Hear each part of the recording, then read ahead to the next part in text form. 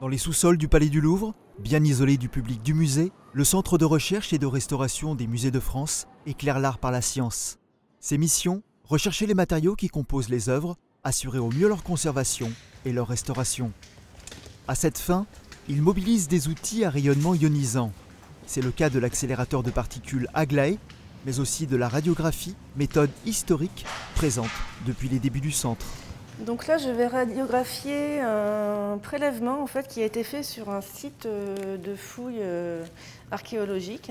J'ai placé le film sous l'objet qui est à radiographier.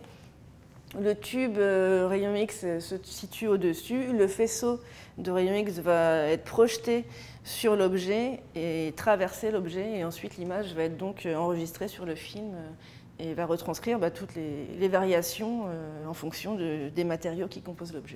On étudie beaucoup d'objets, de matériaux différents, des sculptures en cire, en bois, en plâtre, en bronze. Évidemment, par exemple, sur les sculptures en bois, on a beaucoup d'assemblages avec notamment du métal, des petits tenons, des choses comme ça. Donc ça va avoir une image contrastée à la radiographie et donc faire ressortir justement les différents matériaux qui composent la sculpture. Pour assurer la protection des opérateurs comme des utilisateurs des sources radioactives, une personne référente, compétente en radioprotection, veille à la mise en place de règles précises. La personne compétente en radioprotection, en fait, est le conseiller du directeur du service, qui est la personne titulaire de l'autorisation, quant aux mesures à mettre en place et le suivi de la radioprotection vis-à-vis des travailleurs. Alors la plupart sont des utilisateurs, donc qui sont classés B, qui en fait sont peu exposés.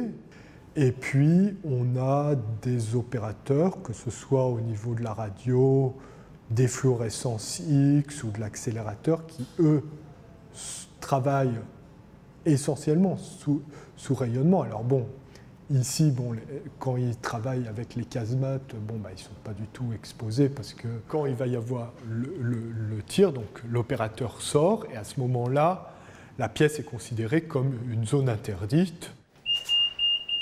Réglementairement, on a des contrôles dosimétriques à l'extérieur au niveau des postes de contrôle pour vérifier qu'on n'a pas de rayonnement à l'extérieur. Après, il y a la dosimétrie des personnes, donc qui est soit une dosimétrie passive, soit une dosimétrie active.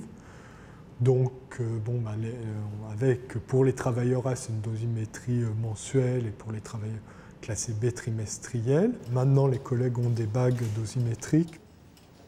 Les utilisateurs passent une formation à la radioprotection et en général, ensuite, ils ont une formation au poste de travail. Pour les opérateurs, c'est plus des réunions où là, on discute en fait de ce qui a été mis en place, des évolutions réglementaires.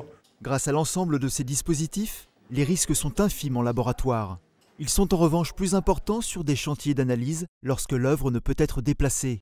À l'extérieur, même avec l'usage de fluorescence X, plans de prévention, zonage et dosimétrie opérationnelle sont de rigueur.